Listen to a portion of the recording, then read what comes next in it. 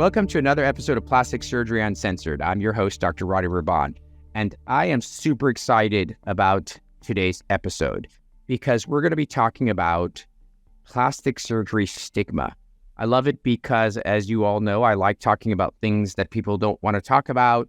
I like to talk about things that are a bit controversial, and I think it's a subject that is on everyone's mind constantly, given where we are in today's society, which is we've arguably made progress, arguably made regress. It's hard to say where we are, but we definitely have been talking about self-esteem and loving oneself. So the show would be useless if we didn't have the commentary of wonderful patients of mine, and I am blessed that I am going to have the show with Sarah, a patient of mine now. For how long have we known each other, Sarah?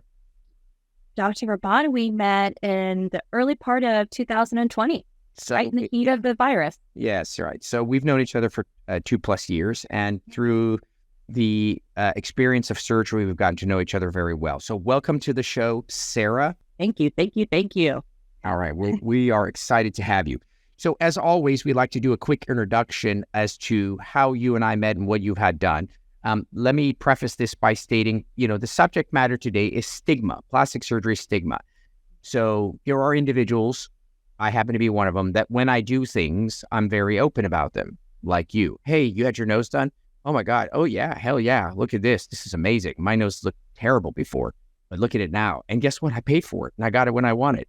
That's the kind of personality that I have. And then there are individuals who want no one to know. I don't want my photos out there. I don't want anyone to know, hey, did you do your nose? No, not at all. And it usually comes from the stigma associated with plastic surgery, as if it says something about you. Then there's a second stigma, which is a super stigma, which is you've gone too far, you've done too much, you're a plastic surgery junkie, you don't know where to draw the line, you're starting to look cat-like. And so we're going to kind of address both of them, but why you're such a wonderful, wonderful patient to have on is because you've done a bunch of stuff, and I guarantee you no one would have a clue because you look stunning. So let's talk about it. We met in June of 2020. So what did we do for you first? Sure. So we went in and I was unhappy with how my current breast implants looked at the time. Right. And I also was having some trouble with my abdominal area, not just aesthetics. Yes, the skin was crepey, crinkly, stretch mark. I had a baby. Right. You had a baby. Yeah, you had a baby in 2008. That's very important to know. Okay. Yeah, that's super important. And even though I was really fit and thin and all those good things, I just didn't feel like I was at my full potential with my body. So we did a breast revision. We put in new implants and we did a lift. And then we did some liposuction and a tummy tuck. So essentially in 2020, you came to me and we did a mommy makeover, something that I do, right. I don't know, 3-4 times a week, which is, hey, I'm in great shape. I eat well, I exercise, and I had a child. And despite everything that I'm doing, my body is just not cooperating to the extent that I like. My breasts, I've had an implant. I'd like to change them. It's been in a long time. They're starting to sag a little bit. My abdomen, I just can't get rid of the skin. I have a little bit of a bulge. I guess my muscles are pulled apart. And I got a little bit of fat that's stuck in my love handles. And unless I become anorexic, I can't get rid of it. And we have that all the time, and we've talked about that on many occasions. So you and I did a mommy makeover, and surgery went great. You did amazing. You looked gorgeous. You felt gorgeous. And you tell me how you felt after that surgery in terms of how it impacted your life. So surgery, that's such a scary word. So coming out of it and the healing part and just how I looked, it was amazing. Right afterward, and then the first 6 months, I became a new person. I started to shine even more. I feel like my personality is very bright to begin with, but it was amplified. Clothes fit better immediately. I was able to leave the house in confidence, especially living by the beach. By the beach, you're not wearing a lot of clothes. And it was just interesting because I could sit up and my abs were tight. My breasts didn't feel like they were sagging against me. It was just like getting a new set on life and a new body. It's like I had myself before I had a baby. And I know, and you're married, correct? I am Happily married, correct? happily married. Got it. And so one of the things about mommy makeovers that are very special is that it's a gift that gives. In other words, you get the benefit directly, and then your life partner indirectly is a beneficiary, not because of the obvious, oh, wow, your breasts are bigger, so he likes them. Not at all. It's because now you have this sort of shine to you, and that shine is that confidence. That confidence spills over into your interpersonal relationships. Again, you're special in that you're already a very confident woman. I've now gotten to know you quite some time, but there's this misinformation that in order to get plastic surgery, you have to be some super, I don't know, insecure, meek individual, and that plastic surgery just makes you confident. Not at all. You're super confident before. But I can't imagine that this didn't add a little oomph to your interpersonal relationship. Oh, but it did. So yes, there is, sexually things are better. But just he saw me for who I was before I had a child. We met afterward, obviously. So it was like a way back in time. He saw me as a whole complete person in my eyes, which he saw me before as that. But he said just the look on my face every day of just waking up and being true to myself and not complaining that my mind doesn't match my body to that degree. It was life changing. And now we can go on trips. I can wear the bikini. I can wear the dresses. I can be expressed fully. Okay, so then you did this. Awesome. Bye-bye. See you. I'll see you never. And what do you know? A year later, you came back and we did essentially the same thing we did for your body, except for your face. And we don't really have a coin for it. We don't have a cute name like Mommy Makeover. But we did a bunch of surgeries on your face, all of which is arguably incredibly subtle, yet the collective group of them is incredibly powerful. So I'm going to read off the list of things that we did. We did a nose job. We did a chinog. We did some liposuction of your neck. We added some fat in very select places, and we removed a little bit of the buccal fat inside your cheeks. So that's like theoretically 5 or 6 procedures. And so, oh my God, this poor girl, she must be so insecure. Oh my God, she's a plastic surgery addict. Oh my God, she must look like Catwoman now that she's done all these surgeries, right? Isn't that how the stigma thing begins? So Tell me about what triggered in your mind to have you circle back and do this secondary surgery? Sure. So I started working in my current field of web design, branding, and I was on Zoom a lot, just like the rest of us during the pandemic, right? We're seeing ourselves on Zoom all the time for the first time.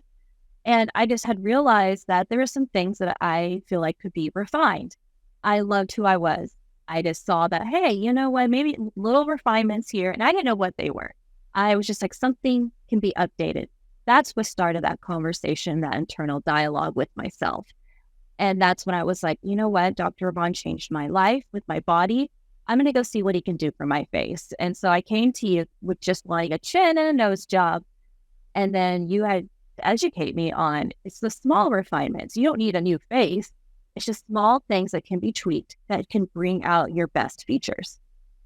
Right. And so, and the reality is, and I keep reiterating this because I think it's really important to understand this, you don't have to be super insecure to get surgeries. You can actually be incredibly secure. You don't need to have very dramatic things done in order to have dramatic changes. They can be subtle things. And so as a result, now you've done a boatload of surgery, right? Mm-hmm. And if we don't mention it, you go live your life. No one has a clue. You look fantastic and you're happy. But now if you have this conversation, which we're doing purposely, we are exposing that you've had all these surgeries, because if we had this conversation and someone didn't know you, they would say all the things we said. So the stigma. And so what we want to talk about now is, why? Why is there's this shame associated with plastic surgery? What is this stigma? Where did it come from? And what do we do about it?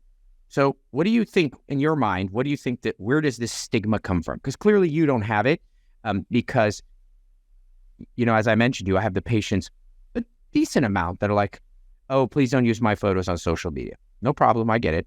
Oh, and I don't want anyone to know. And I always am curious because I'm just inquisitive that way. Are you ashamed of what you did? In other words, if someone probed you and said, "Hey, Sarah, did you do your nose?" Would you be the type of person that says, "No, I never did"? So I'm always curious. So what do you think, where does the shame and sort of stigma come from in your mind? In my mind, I think it comes from just the early ages of people seeing tabloids. I really think tabloids are a big derivative in bad images and plastic surgery because that's what they make money on, right? It's media. Media could be great and it could be bad. You probably know a friend down the street that she had some work done. It got a little excessive. I think it really has to do with who you talk to, and what doctors you go to, and lack of education, and just the stigma of really, I think it's the media, Dr. Rahban. Well, I think what ends up happening is, I mean, that's definitely for sure. I think the media has, I mean, as we all know, the media can make cocaine healthy. You know, it can make, you know, it can make stealing considered, an art form. I mean, it can do whatever it wants. And so obviously the media and tabloids are very, a big part of it. I think there's a couple of components, as are the case with all things, right? It isn't singular. There's definitely a component of our current place we are in society, which is sort of the new wave of accept yourself, love yourself. Any version of yourself is good. The way God, you know, and it's, you know, you'll have both sides of the coin saying, well, no, if you're 574 pounds, it's not that we don't love you. It's not that you're not worthy. It's not that it's not okay. It's just terrible for your well-being. You're going to get a heart attack and drop dead. Your knees don't function. So since when did being obese be okay? Well, in our society today, there are lots of people who think that if you tell someone that they're fat, overweight, excess weight, whatever term you want to use that's not considered PC or PC, that you're fat shaming. And obviously I'm referring to things done in a way that isn't nasty or harmful, but just stating the facts. So now the idea that you want to go and change yourself is considered bad. Like, why don't you just, Sarah, why don't you just love your old nose? You don't love yourself. Well, says whom? So that's one huge component of today's society. This idea that you have to just accept things the way they are, and that means it equates to self-acceptance and love, whatever. I think tabloids have a lot to do with it. I also think shitty results have a lot to do with it, right? As you had said. So it's very funny because, you know, I always, you know, the people who are in anti-plastic surgery will always say, well, everyone looks so fake, you know, and the answer is, no, they don't. So let's take this analogy. You walk into a party, a Hollywood party, and you walk around with your friends and you're like, oh my God, look at those three women. Wow, they look so done, so overdone. And then you go home and you say to yourself, God, plastic surgery is just terrible. Look at all these people that look so done. When all the while you're thinking to yourself, the three women that had plastic surgery were overdone. But the reality is that 45 women had plastic surgery that night. You only picked up on the three that looked like shit. 42 of them were exceptionally done, subtle, tasteful, enhancing. So your denominator from which you're calculating is 3 out of 3, which means 100% of people who had plastic surgery did look bad because it's selection bias. Your assessment is biased on who you're selecting. If I had told you that there was 45 women that had plastic surgery, 3 of them looked crappy, 42 of them were spectacular, then all of a sudden would be 3 out of 45. Not so bad. That's 8%. So obviously bad results are obvious, whether it's on the media or the girl you know next door or whoever, and good results should be subtle and go under the radar. So I do think terrible results, pushing the envelope, has really done us damage. And I definitely think the stigma is worse now, I think, in a weird way than before.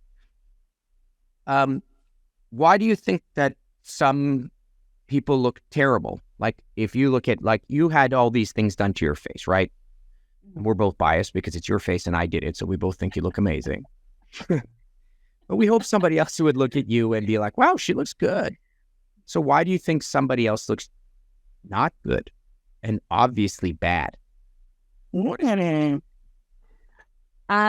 take on that is people look bad because you don't consider the whole canvas, or you only work on one part of it.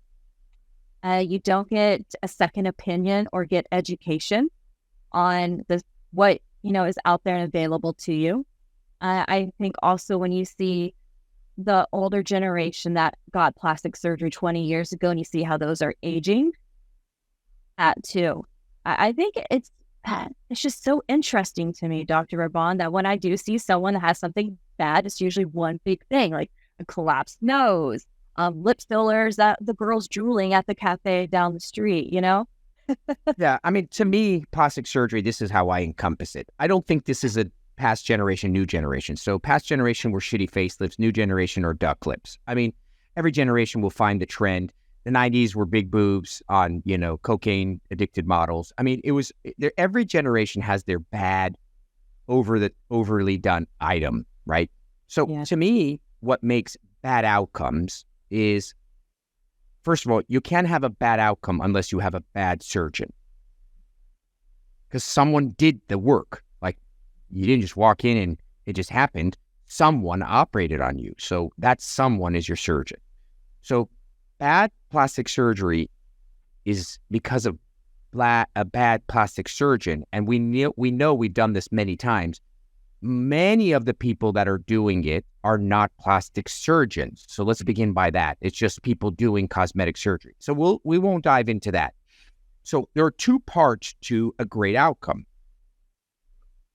technique and artistry. That's what makes an outcome. The technique, I'm going to do this type of rhinoplasty versus that type of rhinoplasty. For example, noses, I do structural rhinoplasty. A lot of surgeons do reductive rhinoplasty. Structural rhinoplasty is something where we add support. Noses tend to look good over years.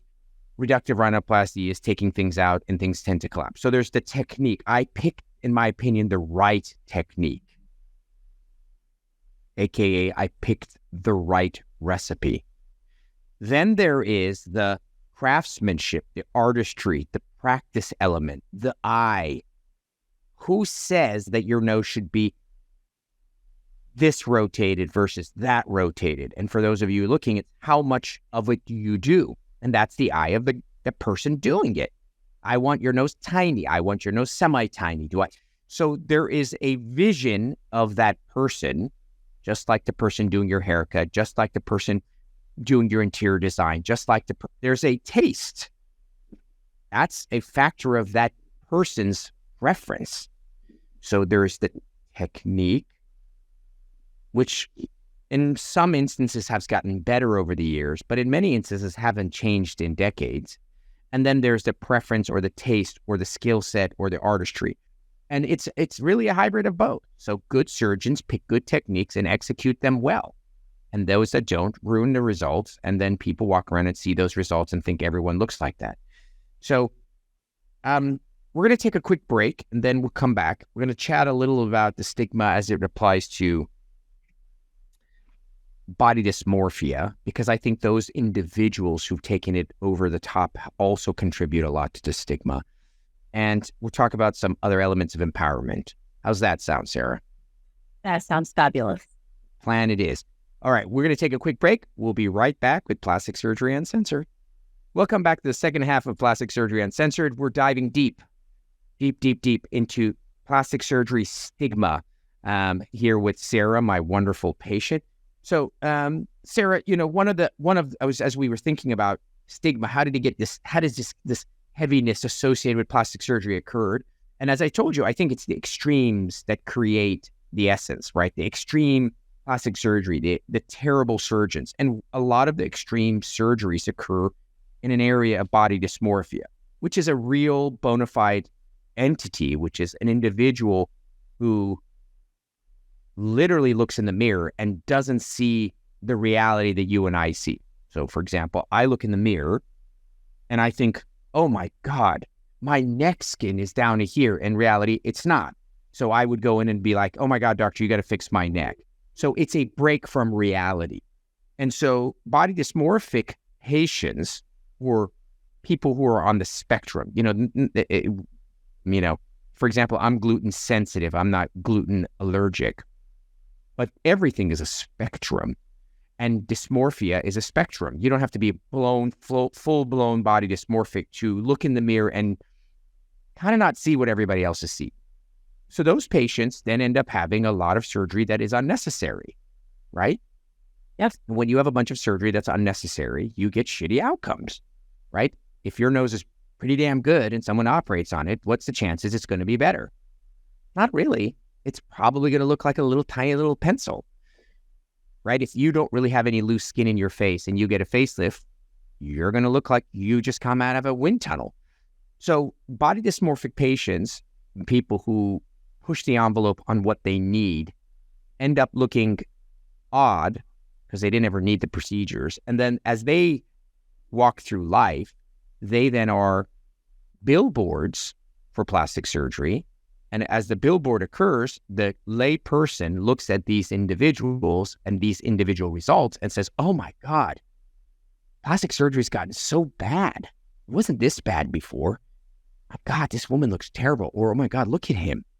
And so in their mind, this selection bias is occurring, when all the while it's unarguable that plastic surgery over the decades as a whole is much better.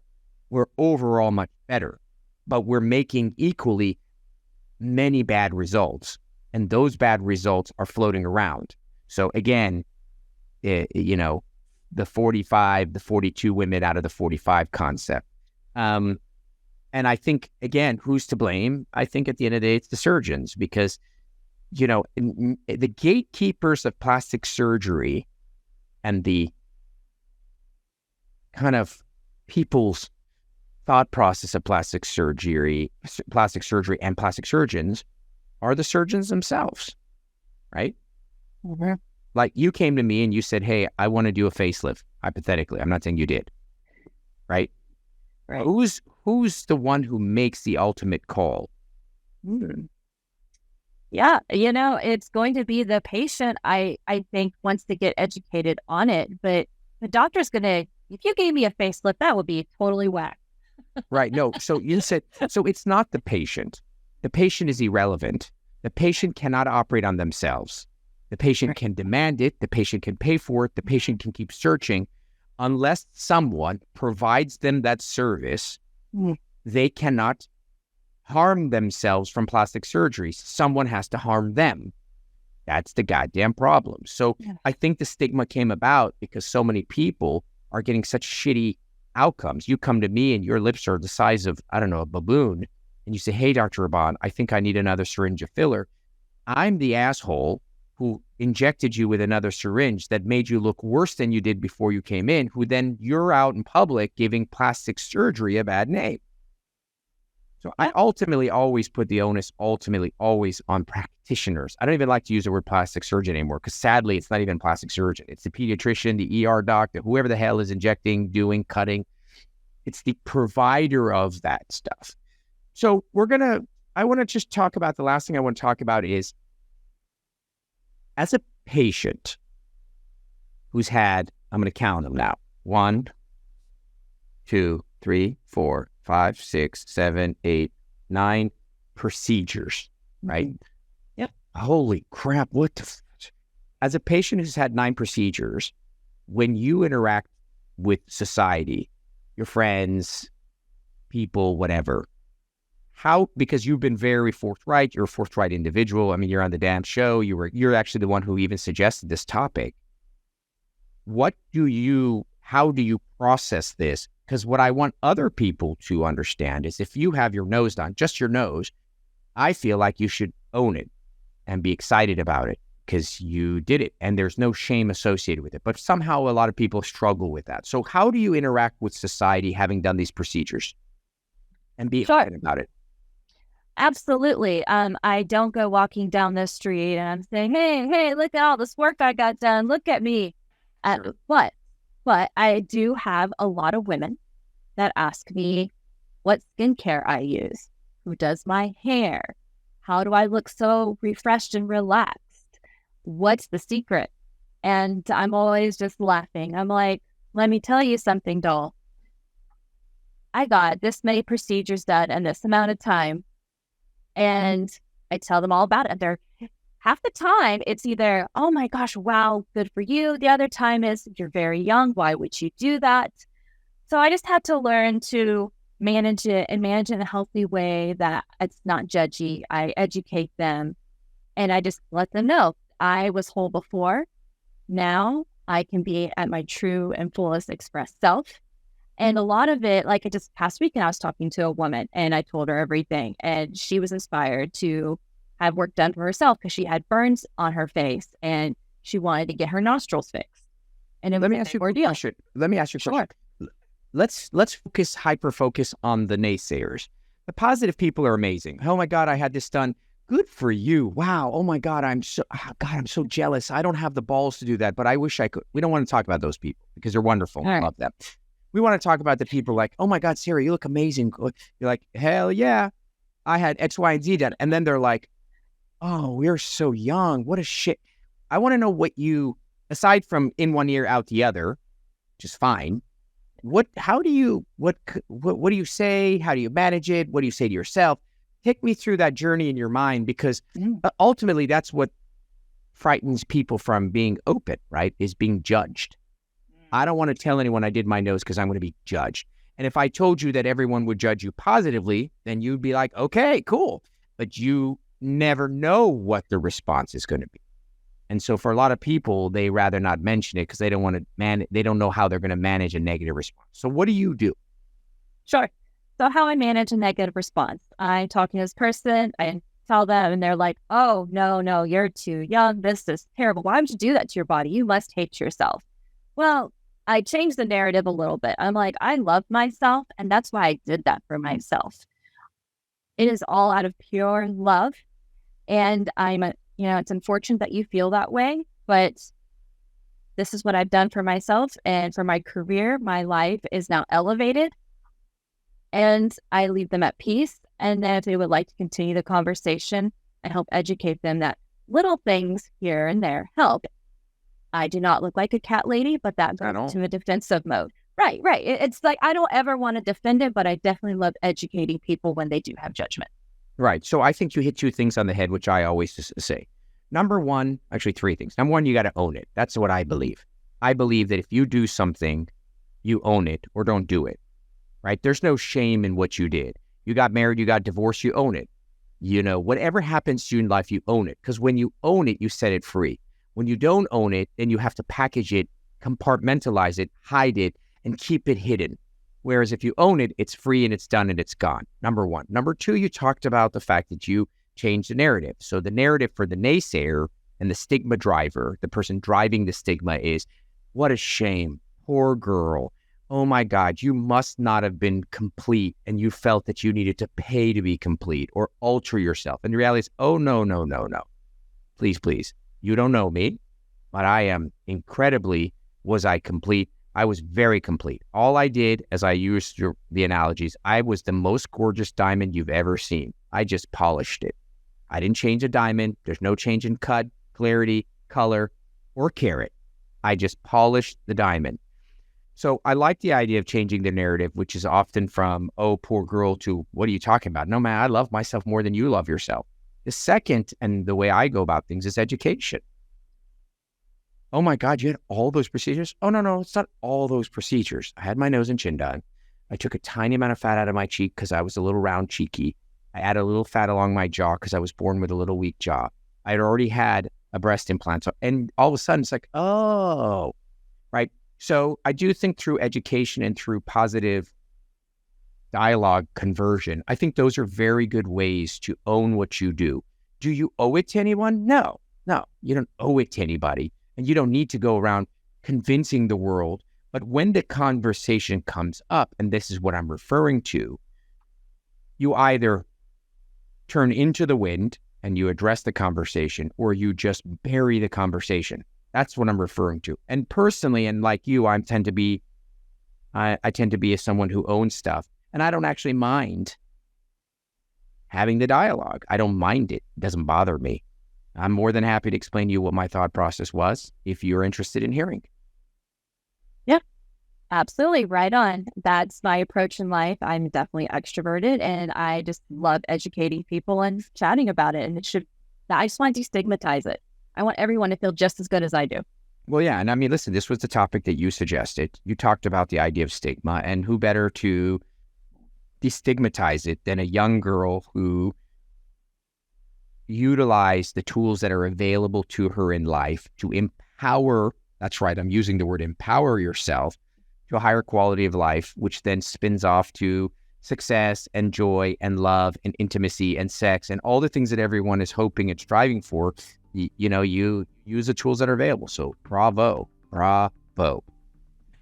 Okay. Well, there you have it. Plastic surgery stigma 101. As always, thank you so much for Sarah for joining us. I feel like the episodes tend to always be better when we have someone to have a conversation with. And we're grateful that you are a courageous person who got on the show, and hopefully people found some benefit from hearing our dialogue. As always, if you enjoy the show, first and foremost, jot us a comment. If you don't enjoy the show, don't write anything. Just stop listening. And share, subscribe, download, give this to your friends and family. You never know who's going to want to have plastic surgery, and we're going to keep them out of trouble. All right. Until next time, I'm your host, Dr. Rady Rahban.